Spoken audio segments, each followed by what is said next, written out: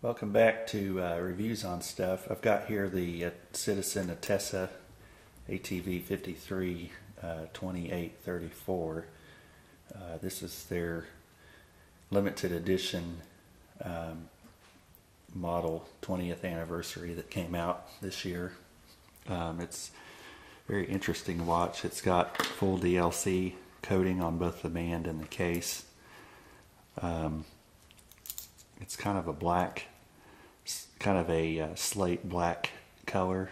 It's a very interesting color. One of the interesting features about this watch that I'll point out here is the clasp. It looks like a standard clasp, from the outside, but if you look inside here, there's some catches and some grooves in there.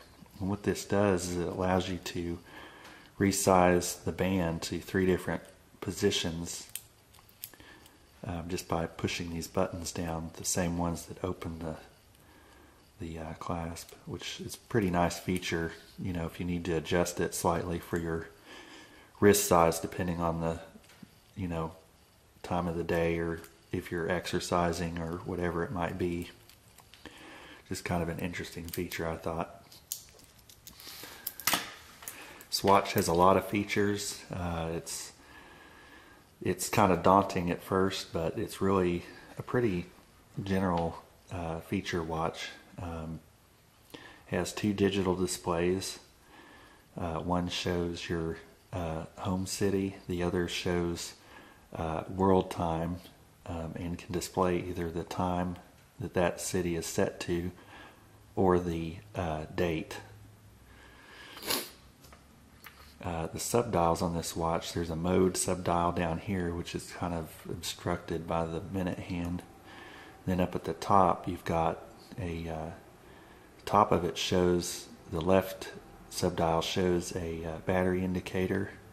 The bottom of that subdial shows a transmitter indication. It points to the transmitter that you're receiving the signals from.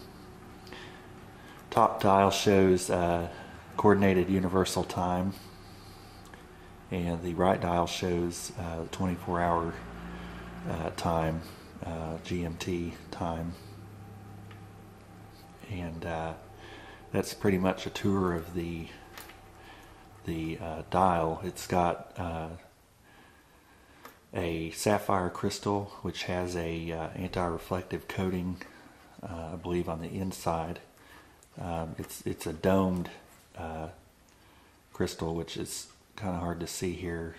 It's just slightly domed. It's not, a huge dome that sticks up, just slightly. Okay, we'll go into some of the features here. If you push this button in timekeeping mode, it just tells you if you receive the time calibration signal okay or not. So we'll go ahead and push that. Rotates around to H, which stands for high, which is the signal strength it was receiving. You also notice this indicator here is pointing to the USA. And if it didn't receive the signal, it would point up here to no. Okay, the mode dial is in TME, or timekeeping mode.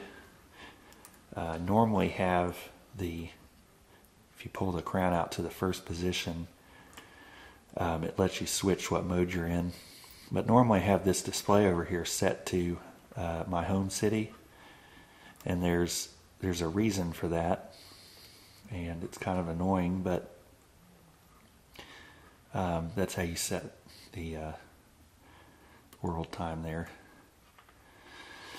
The annoying thing is that if you're ever in calendar mode, which is CAL, which I just switched to, the date there is shown represented by whatever city you have selected here. So depending on if you have your watch set to halfway around the world, the date may not be the same as the date in your home city. I kind of wish they would have made maybe this display a 2-line display, or kind of switch some things up for that reason, but you know, it doesn't really bother me. I don't really need to know the time in New York or anywhere else for that matter, but people that buy this watch may find that slightly annoying. Anyway, so you pull the crown out to the first position to change modes, and one interesting thing I thought was different was this mode subdial down here is actually mechanically turned. It's not a electric motor that turns that dial, so you can kind of feel it as it's turning. So this is time mode, calendar mode, which displays the date, and this is the timer, which you can set up to 99 minutes. You can only set the minutes of that. You pull that out and you notice that this says set, and now you can change the minutes over here.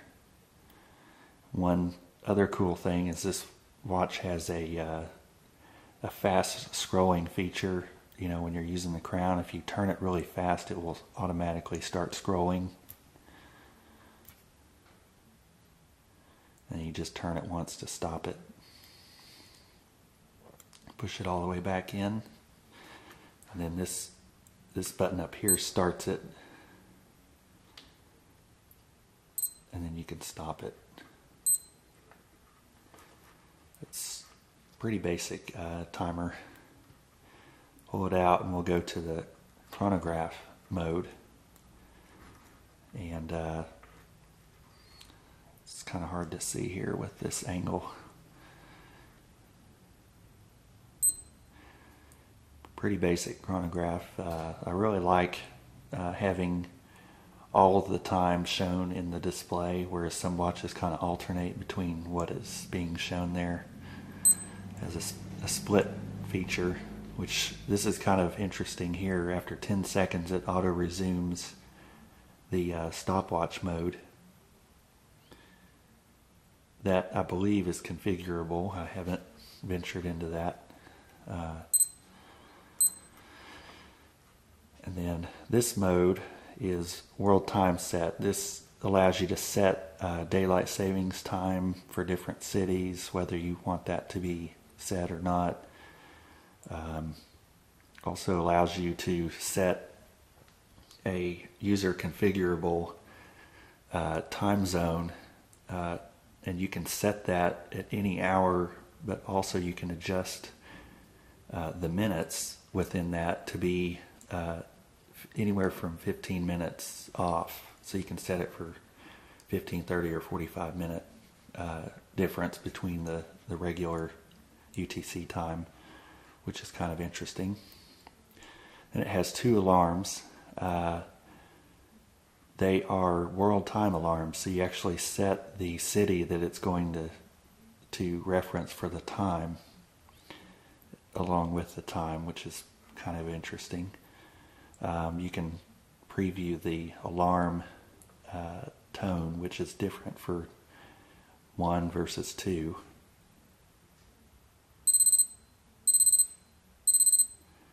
That's alarm 1.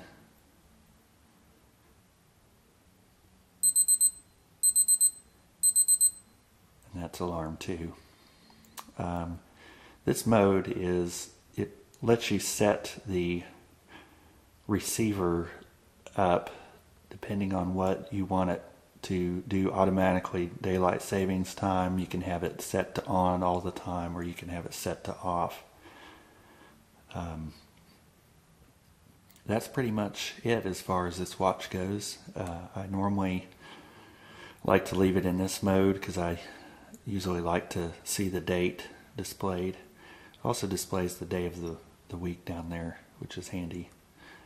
Let me show you the backlight. It doesn't light up the hands, but it does light up the digital displays pretty well. It's kind of an amber color or orange. They're really pretty bright, as well as the lume on this watch is really brighter than some of the other watches I have, and tends to last quite a while. comes on for about 3 seconds.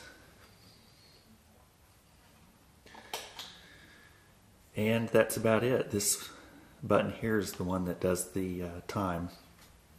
Anyway, if that's about all the features I can go over now. Thank you.